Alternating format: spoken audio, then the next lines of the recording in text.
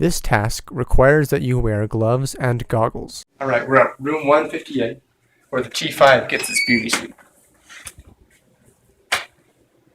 This is the T5. T5 is basically a glorified mop. It's got a scrubber on the front that sprays out water and chemicals and scrubs the floor, and it has a vacuum system in the back for sucking up that water. When you want to use the T5, if it's been charging overnight, what you need to do is unplug it and wind up the cable. It also has had this opened to keep it from getting hot. There's a little latch down here that you should get with your close with your hand and close the dirty water tank, and then latch it closed with that. Turn on the T5 with this key. Takes a couple seconds for it to warm up and get ready. It'll click, and then these lights will turn on. Then it'll be ready to drive. To drive the T5, you use this lever like a lawnmower. You pull it this way, and it goes forward. Unlike a lawnmower, when you push it the other way, it will go backwards. If you pull it more, it drives faster. If you pull it less, it drives slower. This knob can be used to adjust what your maximum speed is. If you want to go faster, you turn it that way. If you want to go slower, you turn it that way. So that's how you drive the T5. Alright, before we begin using the T5, we need to fill it up. This is the lid to the clean water tank. I like to put in about 2 squirts of this stuff, helpfully called the cleaner. It's corrosive and can be dangerous, so be real careful with it when you're using this stuff. I just put in 1, 2-ish squirts, right? And then I will fill it up with water using this hose. This clean water tube shows how full it is. I usually do about 30 liters, but it doesn't really matter a whole lot. Usually we don't even go through 30 liters, but I just put in about 30 and call it good. As you're filling this, you should know that the clean water tank holds more than the dirty water tank. So if you were to use the T5 for a very long time, you would need to empty the dirty water tank before the clean water tank would run out of water. Now that the T5 is full, I'm going to put this lid on it and take it out to where we're going to clean the T5. You'll also need to attach this wiper blade to the vacuum. You just unclip this hose, put this on there, and you use these screws. They hook into this thing. Screw it on there, and you're ready to go.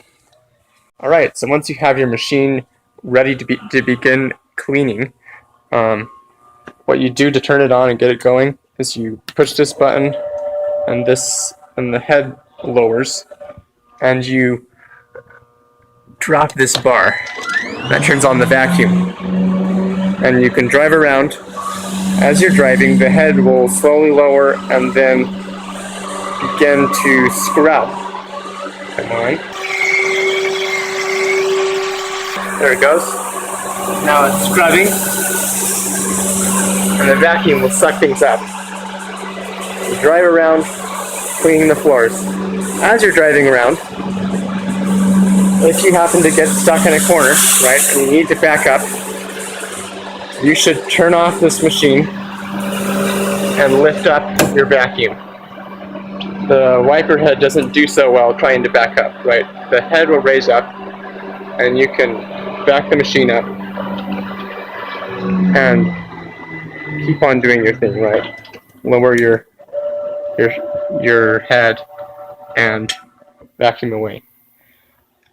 As you're driving and as you're using it, if you turn off the vacuum, right, and water starts coming out of this this dirty water drain, you just need to close the lid tighter, because the vacuum keeps water from leaking out until then. Also, these adjust how much water it uses and how much scrubbing it does. Alright, so when you're done using the T5 and you're ready to start putting it away, one of the first things you need to do is remove the squeegee. It needs to be cleaned so it doesn't leave streaks on the concrete. There's a clip right here you can use to keep your hose from dangling and dragging on the ground. You get this wiper. If you get some shine line and a rag, you can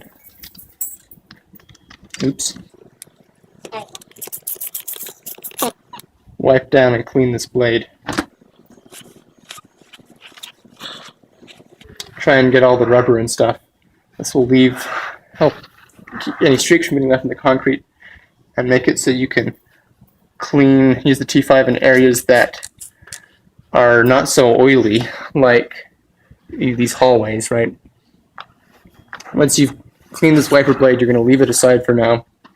We're going to go outside with a bucket of water and empty it out there. Alright, once you're ready to empty the T5, take it out here. We're draining it out here because there's metal shavings in our dirty water, and we don't want to clog up the drain inside the building.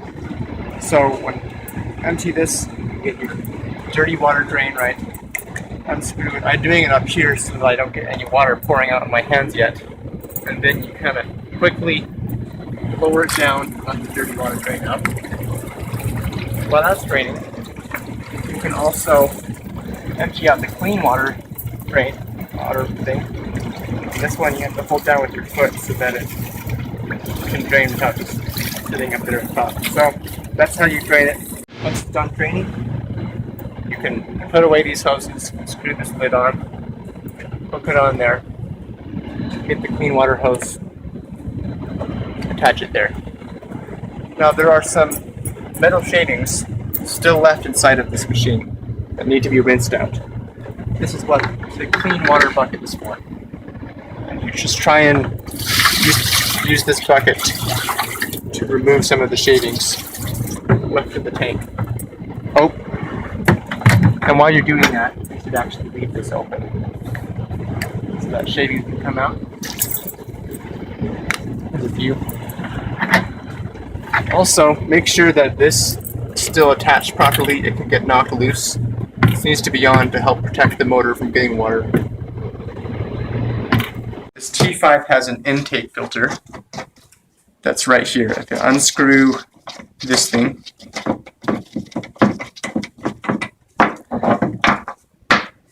It comes out and you can just kind of pull it out this way. This is used to keep large particulates from getting into the dirty water basin. This needs to be cleaned every once in a while, otherwise it gets full and the vacuum doesn't work. So usually what I'll do is I just smack it around inside of the trash can. Try and knock loose any particles, which kind of works.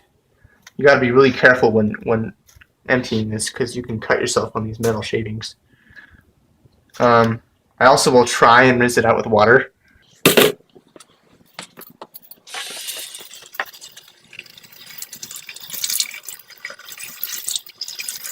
But it's difficult to clean. Sometimes I just have to get some mechanical scraper, like a screwdriver, and just scrape along the inside of this to try and get as much of these holes open again as I can. When you're done cleaning this tray, it just slides back in here, right? Get the post up there, and you screw it back on. The T5 also has, in addition to this cap, and another cap down here to access the clean water tank. This one you need to open because there's a filter right in the inside here that should be cleaned every so often as well. When you're putting away the T5, you can put the squeegee in the dirty water tank. We've backed it up into room 150A. You turn the machine all the way off using this key. If your battery's low and you need to charge it, you can get to this cable